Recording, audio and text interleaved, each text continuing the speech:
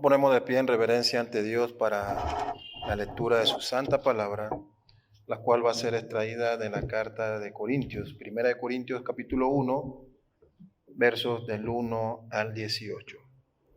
Dice así la palabra de Dios: porque la palabra de la cruz es locura a los que se pierden, pero a los que se salvan, esto es, a nosotros, es poder de Dios.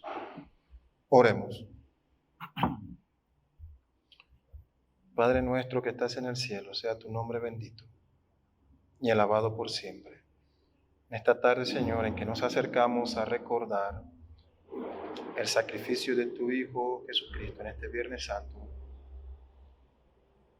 queremos meditar, Señor, en la cruz, en esta obra maravillosa de expiación que tu Hijo Jesús nos ha dado y por medio del cual tenemos redención, Señor.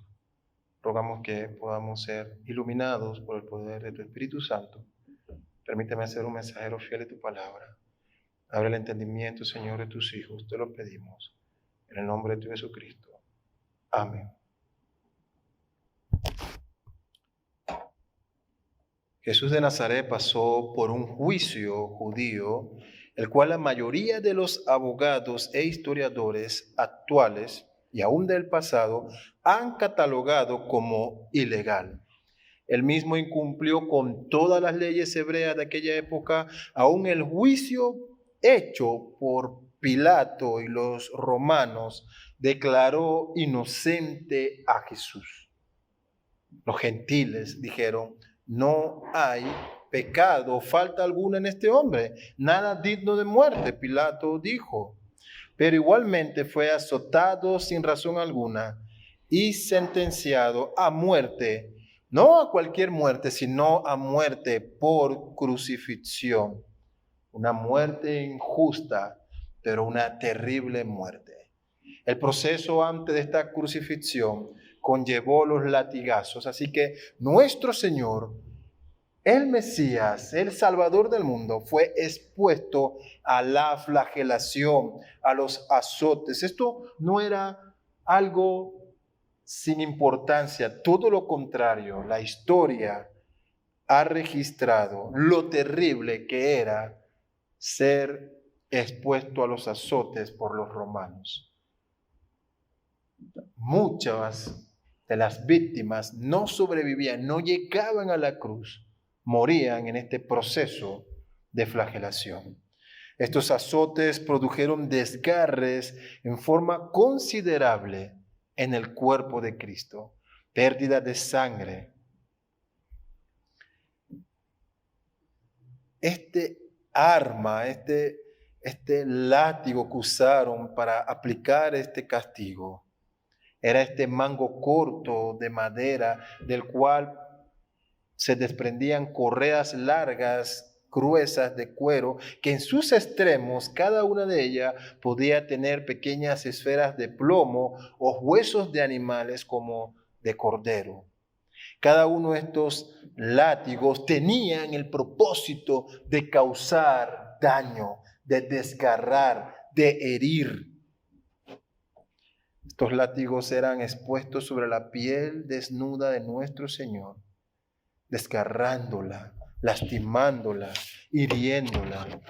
Si queremos tener una idea de cuán terrible es esto, por favor, permítame, le leo aquí brevemente lo que el obispo Eusebio de Cesarea del siglo III menciona. Él dice que las venas de las víctimas quedaban al descubierto y los músculos, los tendones e intestinos quedaban totalmente expuestos.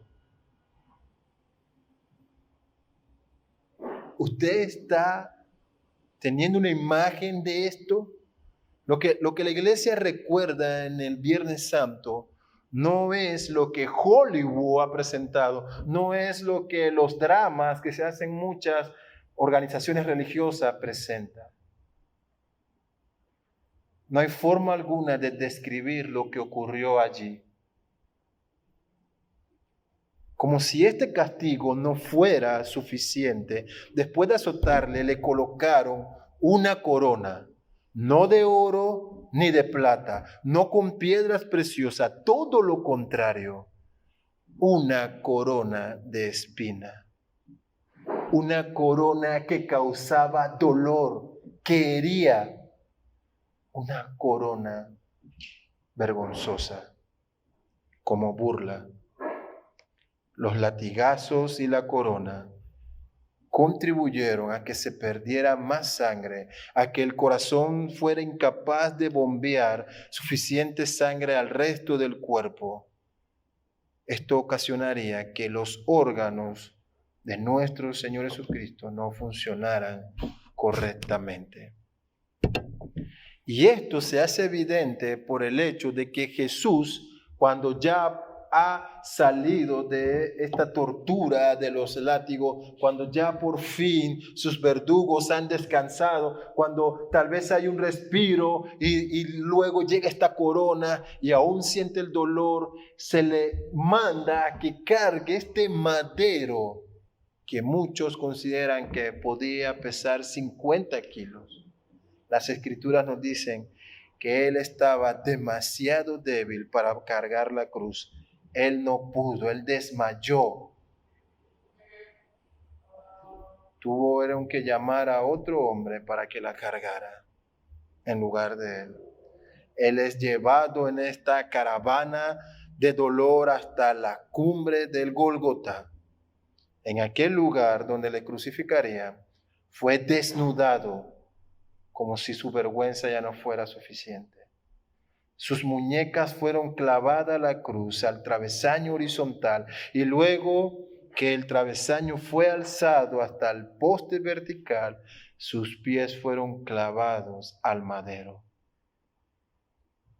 Dicen los especialistas que el mayor efecto patológico de la crucifixión era la interferencia con la respiración. Así la muerte resultaba básicamente por la pérdida de sangre y la ineficiencia de un corazón para bombear sangre al resto del cuerpo y por una gran asfixia. Y mientras nuestro Señor padecía eso allí colgado en esa cruz, mientras Él hacía esfuerzo y luchaba por cada bocanada de aire, hay que añadir el enorme daño emocional, sin ningún reparo, sin misericordia, sin ningún tipo de dolor. Quienes ven se burlan de Él. Si eres el Cristo, bájate, desciende de allí. Esto hay que entenderlo, porque la historia registra de que nadie sobrevivía a la cruz. Nadie salía vivo de esa tortura. Es irónico que estos fariseos y personas clamaban, desciende ser el Cristo. Él ya había descendido, se había humillado, había tomado forma de hombre, pero en la cruz Él ahora estaba haciendo expiación. Sin ningún reparo también estos soldados, sin esperar que Cristo muera, toman su vestimenta y se la reparten. Insultos, la gente meneando la cabeza, una multitud enardecida por el odio. Y ante todo esto, ¿qué nos dicen las Escrituras? Él cayó. Y entre las pocas palabras, entre esas pocas expresiones que con su fuerza y su debilidad pudo decir, la más importante, la más significativa, si se me permite expresarlo de este modo, es tetelestai. Consumado es, completado, realizado. Todo había sido pagado, el sacrificio había sido efectuado, las demandas habían sido cubiertas en su totalidad, la ira de Dios había sido aplacada, porque un ser santo había sido ofrecido como expiación.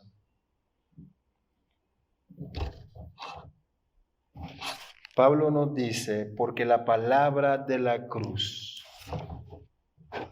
¿Cómo se relaciona la cruz y Cristo en primera instancia? El primer aspecto que queremos atender en esta tarde es la relación de la cruz y Cristo. Como hemos observado en esta breve introducción sobre la crucifixión, esta era una muerte dolorosa y terrible. Es por eso por lo que no basta con simplemente decir que Él murió. Para el cristianismo genuino es muy importante que se entienda lo que significó realmente la muerte de Cristo como Hijo de Dios. El teólogo R.C. Sproul nos ayuda a entender esto cuando dice, hablando acerca de la cruz de Cristo, él comenta, la cruz de Cristo fue una transacción celestial, la cruz fue el pago de un rescate, la cruz fue la satisfacción hecha por la santidad y la justicia de Dios. Hasta aquí la cita. El Salmo 22 en el Antiguo Testamento, de los versos 1 al 6, nos dice, Dios mío, ¿por qué me has desamparado? ¿Por qué estás tan lejos de mi salvación y de las palabras de mi clamor? Dios mío, clamo de día y no responde, y de noche y no hay para mí reposo. Pero tú eres santo, tú que habitas entre la alabanza de Israel. En ti esperaron nuestros padres, esperaron y tú lo libraste. Clamaron a ti y fueron librados, confiaron en ti y no fueron avergonzados.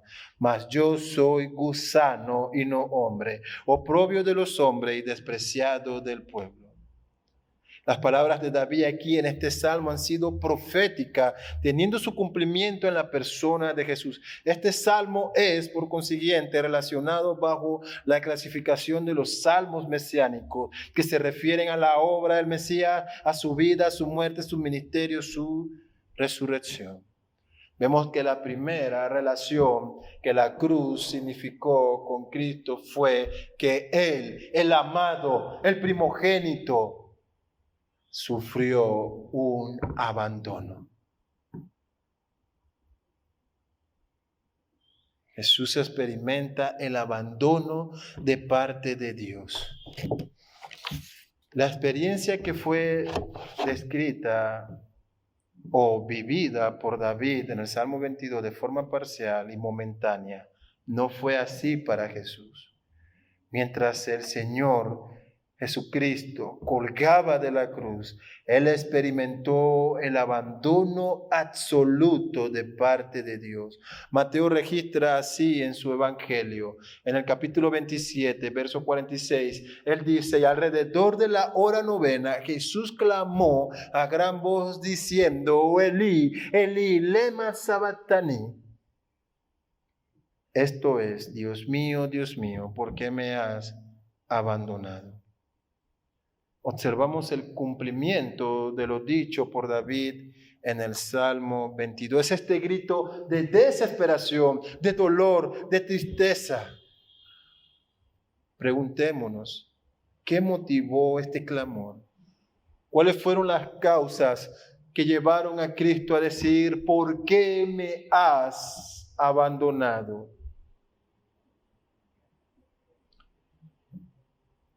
Algunos, y debo decirlo con vergüenza y con mucho dolor, que algunos predicadores se atreven a ponerse al frente de la iglesia y decir que en este momento el padre no podía ver el dolor de su amado hijo, que el castigo y la crueldad de la muerte a la cual estaba siendo expuesto Jesús eran tan terribles, dicen ellos, que el soberano Dios, el Dios Todopoderoso, no podía mirar. Ellos añaden, puesto que Dios es amor, esta crucifixión era tan terrible que el amoroso Padre no podía soportar que su hijo sufriera de tal forma a manos de estos malvados hombres que Él quitó su mirada de Él y que le abandonó con gran tristeza. Esto es herejía, blasfemia. Esta manera en que muchos interpretan lo ocurrido en la cruz es tan pobre y antibíblica que quita el verdadero significado de lo que ha ocurrido y de lo que ocurrió en el Gólgota. Lo que Jesús está experimentando aquí no es una metáfora, no es un simbolismo, es un abandono real y absoluto. Entendamos eso. La cruz implicó que por primera vez esa comunión íntima entre el Padre y el Hijo fuera suspendida. La pregunta a responder entonces es ¿por qué? ¿Por qué Dios abandonó a su Hijo allí? El Salmo 22 nos da la respuesta cuando dice, tú eres santo. Pero tú eres santo, tú que habitas entre las alabanzas de Israel. El teólogo Wayne Grudem define la santidad de Dios de la siguiente manera. Creo que es de beneficio que entendamos esta definición. Él dice así, la santidad de Dios quiere decir que Él está separado del pecado y dedicado a mantener en alto su honor. ¿Entiende esto? Dios está separado del pecado, de cualquier pecado, o grande o pequeño, escandaloso o no tan escandaloso. Él no se relaciona con el pecado ni con los que lo practican. Pero si esto no fuera poco, Él, como Dios soberano y absoluto, está cada día trabajando y se esfuerza y es muy eficiente y siempre cumple su propósito en mantener en alto su honor, su santidad, su pureza. Él no va a negociar eso con ninguna criatura. Así que la pregunta, ¿por qué Dios abandonó a su Hijo allí? La razón por la que Dios lo hizo, por la que Dios abandonó en la cruz a su Hijo, es porque Él es santo y no guarda relación con el pecado. Porque Él está cuidando y protegiendo su honor y trabajando en mantenerlo, porque no permite que su carácter, su naturaleza, sus virtudes y sus perfecciones sean dañadas o manchadas por el pecado de otros. Porque en la cruz Jesús, el Hijo amado, se hizo pecado. Pablo lo explica bien cuando dice en 2 Corintios 5:21, al que no conoció pecado, le hizo pecado por nosotros, para que fuéramos hechos justicia de Dios en él. Isaías lo profetizó varios siglos antes cuando dijo en Isaías 53, 4 al 5, ciertamente llevó él nuestras enfermedades y sufrió nuestros dolores, y nosotros le tuvimos por azotado, por herido de Dios y abatido. Mas él herido fue por nuestras rebeliones, molidos por nuestros pecados. El castigo de nuestra paz fue sobre él, y por sus llagas fuimos nosotros curados. Jesús se hizo pecado. Esta es otra consecuencia de la cruz. No que Él pecó o que vivió de manera deshonrosa, sino que Él allí, en la cruz, se hizo objeto y recibió, se le imputó, se le aplicó todas nuestras iniquidades, todo nuestro pecado fue cargado sobre Él. Él fue la definición de pecado en ese momento, si se me es permitido decirlo de esa manera. Nótese que no he dicho que Jesús pecó. Al contrario, aún en su muerte Él no pecó, ni en su vida, ni mucho menos en este momento tan traumático, cuando Él siendo hombre sufría las crueldades en la cruz. Como ya hemos citado en 2 Corintios e Isaías, los versos nos dejan ver que Cristo se hizo pecado. No quiero que me malinterprete. Quiero decirle que en la cruz Él cargó todos los pecados del mundo. Tu pecado, tus iniquidades, tu desobediencia, tu rebeldía, tus mentiras, tu adulterio, tu engaño, tus fornicaciones, tu hurto, tu odio, tus herejías, clavaron a Jesús en la cruz. Él sufrió el abandono del Padre por tus ofensas y las mías.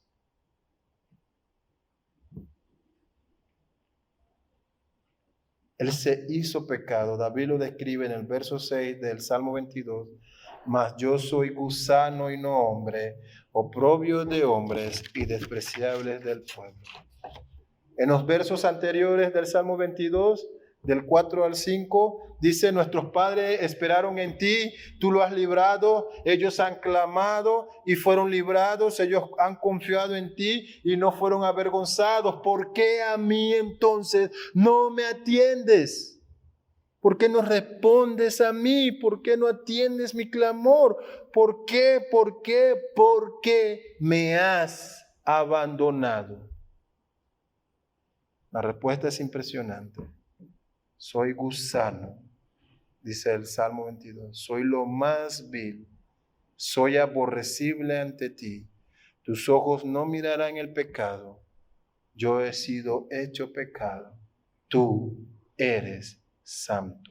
¿Entiendes lo que tu pecado y el mío, lo que hemos hecho a Jesús?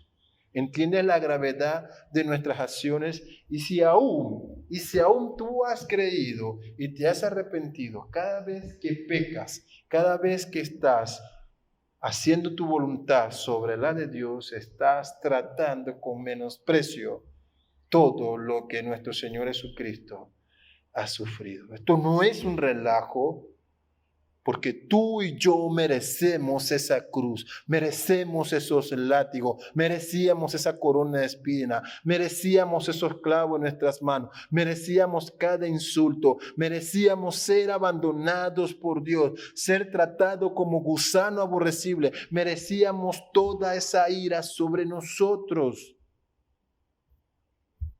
En cambio, se ha dado, como Sproul decía, esta transacción celestial,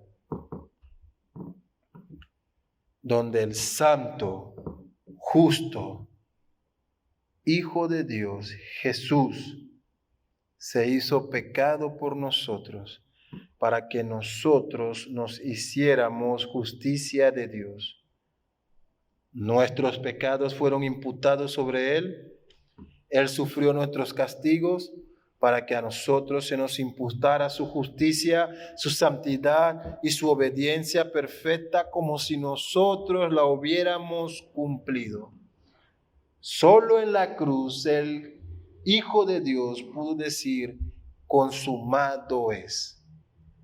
Él se había hecho maldito de Dios, como Pablo lo dice en Gálatas 3:13.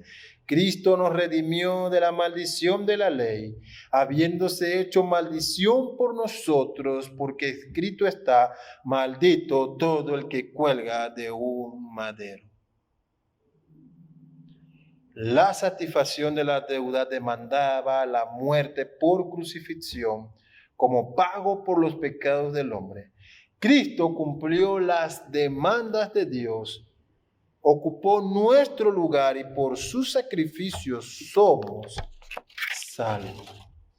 Dice Pablo, el apóstol, que este mensaje tiene dos formas de actuar sobre quien lo recibe. Él dice, porque la palabra de la cruz es locura a los que se pierden, pero a los que se salvan, esto es a nosotros, es poder de Dios. Un mismo mensaje, pero dos resultados diferentes y definitivos, con alcances positivos y negativos. Hemos visto cómo la cruz guarda relación con Cristo. Ahora observamos cómo la cruz se relaciona con los incrédulos. Él dice que ante los incrédulos es recibido como una locura.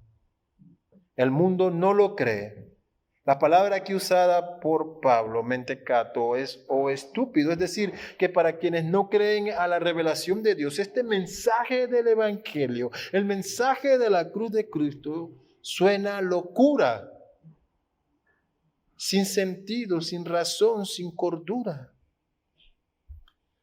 Pero lo que debemos decir es que la cruz, en primer lugar, la cruz para el mundo, para quienes se pierden, para quienes no creen, para quienes se rebelan contra Dios, la cruz es una declaración pública de parte de Dios sobre el castigo que les espera a cada uno de ellos. Porque la paga del pecado es la muerte, dice las Escrituras en Romanos 6:23. Dios ha establecido que el pecado del hombre sea pagado con su muerte. Este es el resultado inminente para quienes pecan contra Dios. En la cruz Dios demostró y explicó de forma pública a todos los presentes durante la crucifixión de Cristo, tanto en el pasado como a nosotros hoy, a quienes vengan en el futuro, por medio de su palabra, que Él no va a negociar con el pecado. Él no va a pasar por alto ningún pecado tuyo, querido oyente. Él va a castigar y a condenar a todos los que pecan. El Salmo 7:11 dice: Dios es juez justo y Dios está airado contra el impío todos los días. En la cruz, en la cual Jesús murió, expresa exactamente lo que Dios ha dicho en cuanto a su posición con el pecado. Es decir, Él va a castigar toda obra o manifestación de cualquier violación de sus decretos y mandamientos. ¿Entiendes eso? No escaparás.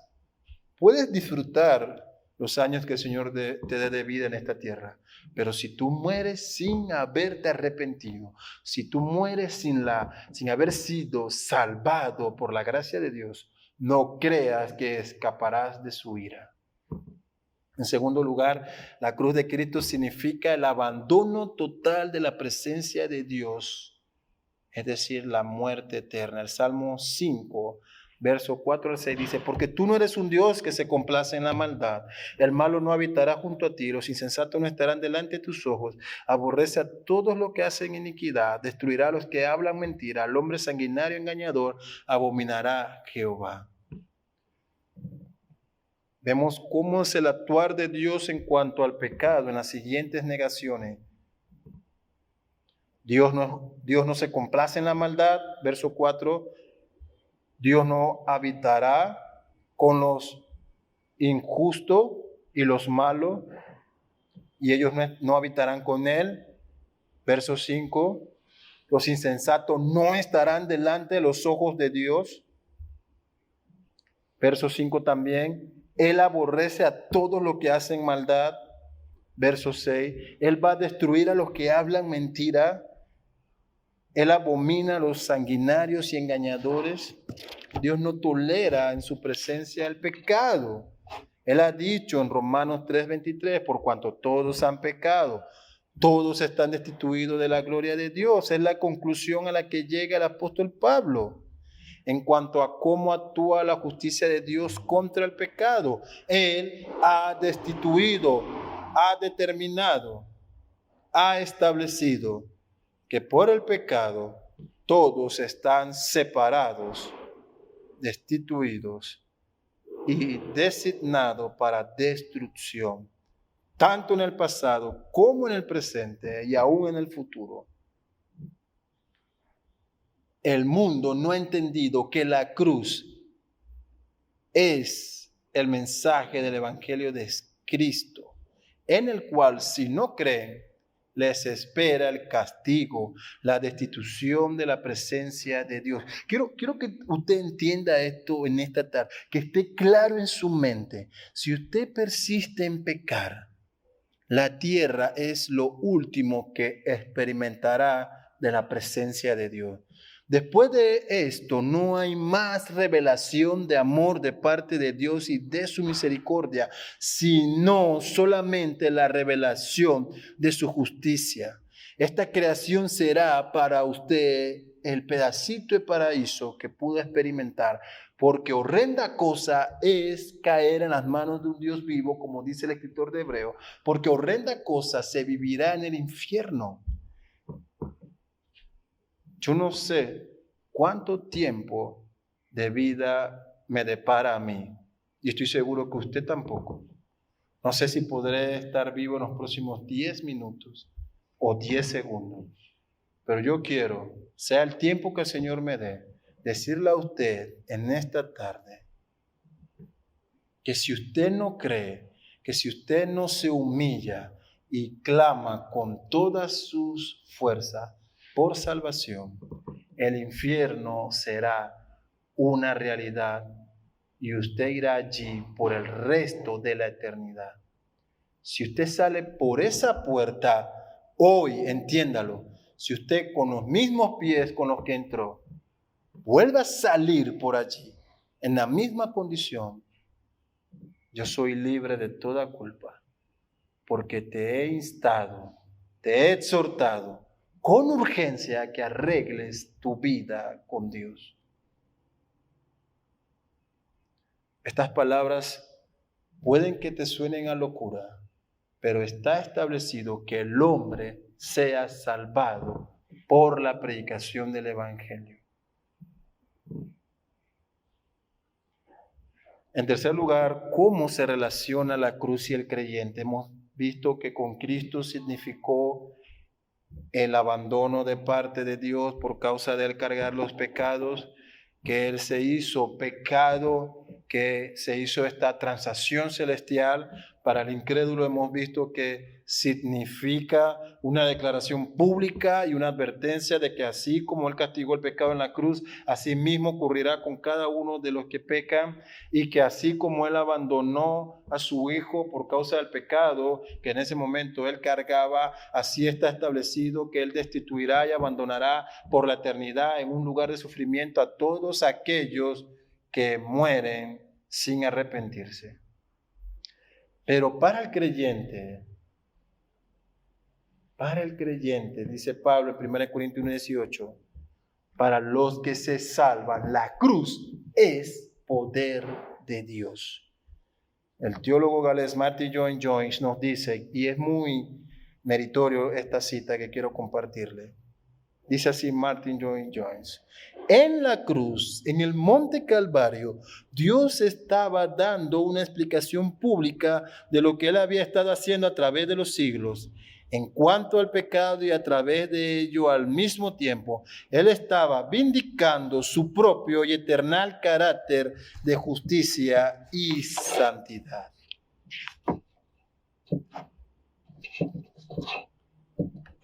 En primer lugar, para el creyente, la cruz es una declaración pública de paz y acceso a Dios. Como hemos visto, en la cruz se ha realizado esta transferencia celestial en donde nuestro Señor Jesucristo se hace pecado, carga nuestro pecado como si fuera suyo propio, mientras transfiere a quienes el Padre ha elegido para salvación toda su justicia, como si ellos la hubieran hecho. Esta justicia le declara justo, le da acceso al Padre, le hace santo, y ahora son llamados hijos de Dios y provee algo que era difícil de obtener: paz con Dios. Pablo lo deja en claro en Romanos 5, verso 1, justificado pues por la fe, tenemos paz para con Dios por medio de nuestro Señor Jesucristo. Así que, al contrario del mundo, la cruz es una declaración pública de parte de Dios a favor de quienes creen al mensaje del Evangelio. Él lo declara en paz con Dios. Quiero compartirle esta cita, este comentario que hace MacArthur sobre este pasaje. Él dice: paz con Dios no es una sensación subjetiva e interior de calma y serenidad, sino una realidad externa y objetiva. Dios se ha declarado en guerra contra todo ser humano a causa de la rebelión pecaminosa del hombre contra él y sus leyes. El primer resultado de la justificación es que la guerra del pecador con Dios termina para siempre. Las Escrituras se refieren al término del conflicto como la reconciliación de una persona con Dios. La fe en esta obra que Cristo hizo en la cruz significa para el creyente un cambio de su estatus legal ante Dios y de su naturaleza, es decir, de este proceso, de esta reconciliación que el Señor ha hecho. Lo primero que vemos es este cambio de estatus legal. En el pasado, antes de creer, el estatus ante Dios es enemigo de Dios, destituido de su presencia. En el presente, al momento de creer, el estatus es cambiado a tener paz con Dios y acceso a la presencia de Dios a través de los méritos de Cristo. En el futuro, este estatus es perfeccionado al ser glorificado y gozar de la presencia de Dios para siempre. Pero también se experimenta un cambio de naturaleza. En el pasado, cuando no creían, el hombre tiene una naturaleza, es pecador, es condenado, es hijo de ira. Cuando cree en el presente, ahora es recibido ante Dios, es perdonado de sus pecados, recibe este título de ser hijo de Dios, siéndole imputado todos los méritos de Cristo. En el futuro, entonces, ahora este individuo que ha sido recreado por la obra de Jesús y la obra de regeneración del Espíritu Santo goza de este acceso de ver cara a cara al rostro de Dios, lo que era impensable en el pasado. En segundo lugar, vemos que la cruz de Cristo significa para el creyente salvación. Así es, estimado amigo, la cruz de Cristo provee salvación al hombre que cree al mensaje del Evangelio. Somos salvados, redimidos, liberados de recibir esta ira de parte de Dios a causa del pecado. Es decir, que todo aquello que les aconteció, todo lo que sufrió Cristo en la cruz, todo ese sufrimiento, todo ese dolor que deberíamos nosotros sufrir y que Cristo pagó con su vida, proveyó la satisfacción, aplacó la ira, nos redimió. Entienda esto a través de lo que significaba para un judío el de ser salvado o de experimentar la mayor bendición. Cuando leemos en número 6, 24 al 26, Jehová te bendiga y te guarde, Jehová haga resplandecer su rostro sobre ti y tenga de ti misericordia, Jehová alce sobre ti su rostro y ponga en ti paz. Entendemos que para el judío la mayor bendición, el mayor placer es poder ver cara a cara a Dios, es recibir el resplandor de la mirada de Dios y su paz.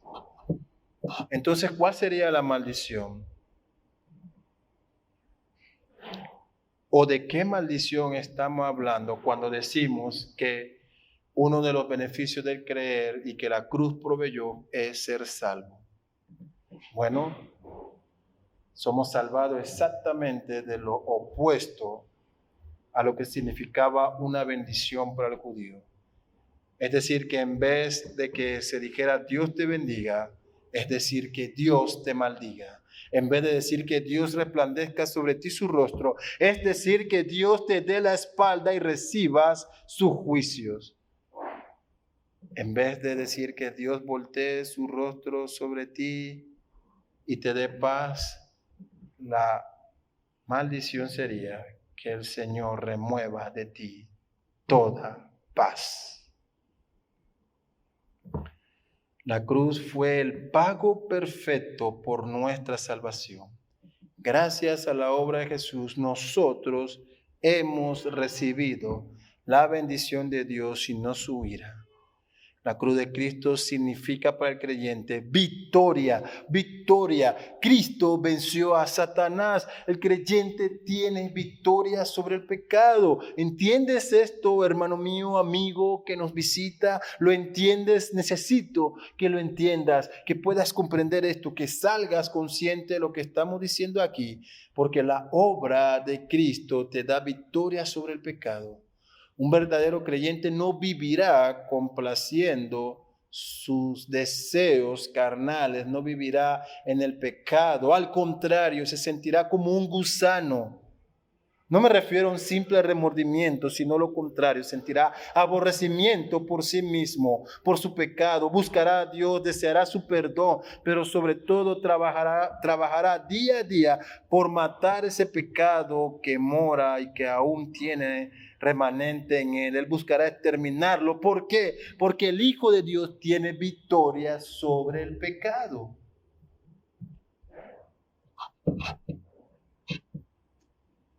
es victorioso de la misma manera en que fue Cristo. Algunas aplicaciones para aquellos que han creído, que han depositado su fe en el Señor, que están viviendo de acuerdo a las demandas de Dios. Pregunto, ¿estas verdades que hemos expuesto hoy son una realidad en tu vida?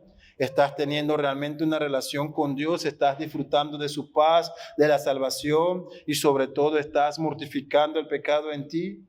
Si la respuesta es sí, te animo a que perseveres en eso. Pero si la respuesta es no, te exhorto a que hagas los cambios necesarios y urgentes en tu vida, porque Dios no va a tolerar ningún pecado ni pasar por alto alguna ofensa contra su santo nombre y su palabra santa. A ti que aún no has creído, quiero preguntarte, ¿crees que escaparás del juicio de Dios? No hay aseguradora que cubra esto. Nadie podrá intervenir entre tú y Dios. Hay un momento establecido en que todos los hombres morirán y luego irán a juicio. O si Dios viene y los encuentra con vida, serán llevados a juicio. Y cuando estés cara a cara con el Padre de las luces, cuando seas llamado para comparecer ante Él, créeme, no escaparás. ¿Crees que esto es relajo? ¿Que Dios dejará pasar por alto tus ofensas contra Él? ¿Crees que Él será de la vista gorda, que quitará la mirada de sobre ti y dirá, pásenlo, pásenlo, cuélenlo en mi reino? Eso no va a ocurrir. ¿Eres consciente que ni siquiera el Padre detuvo su mano contra su Hijo, quien no pecó, pero por cargar la culpa de otros fue castigado por el Padre? Te exhorto a que te arrepientas de tus pecados y clames a Dios para salvación. Esto no lo dejes para después, porque no tienes seguridad de que tendrás vida en los próximos segundos. No tienes esa garantía. No salgas de aquí sin arrepentirte. Y si lo haces, atente a las consecuencias. Si necesitas ayuda pastoral sobre tu salvación, te animo a que te acerques a alguno de los pastores de la iglesia. Esto se trata de tu eternidad, no es algo con lo que debas estar juzgando o posponiendo. Es mi deseo que el Señor te hable hoy, que te confronte, pero sobre todo que sepas la realidad de lo que ocurrirá a quienes no creen. Quiero concluir, hermanos, diciendo que la cruz fue terrible, triste y dolorosa. El escarnio que sufrió Jesús, las heridas que le hicieron, el abandono del Padre a causa del pecado son claras advertencias para cada uno de nosotros. Dios es santo, no tolera el pecado y sin santidad nadie le verá. La vida cristiana no se puede vivir a medias, no se puede ser tibio, no hay una versión light del cristianismo. Dios ha dicho que para el mundo el mensaje del Evangelio será una locura. Entendemos que el pecado ha entorpecido su razonamiento y ha cegado sus ojos para que no vean la realidad de sus ofensas contra Dios, pero esto no le exime de las consecuencias. La cruz de Cristo debe ser predicada con valor, exponiendo lo terrible de la muerte de Jesús a causa del pecado, las serias consecuencias que el mundo recibirá si no se arrepiente. Dios está diciendo que el castigo para quienes no se arrepienten será similar que lo que sufrió su Hijo en la cruz. Para el creyente, la cruz de Cristo es también un milagro, porque allí se decretó nuestra paz, nuestra salvación y nuestra victoria. Oremos. Oh Padre, perdónanos por tratar con tanta liviandez el sacrificio de tu Hijo en la cruz. Perdona nuestros pecados, Señor. Levántanos, restáuranos, Padre. Toda esta obra de redención que tu Hijo hizo, no la merecíamos, Señor. Ten misericordia de nosotros, te lo pedimos. En el nombre de tu Hijo amado Jesús, en quien te complaciste, Señor, y a quien enviaste para salvarnos. Amén.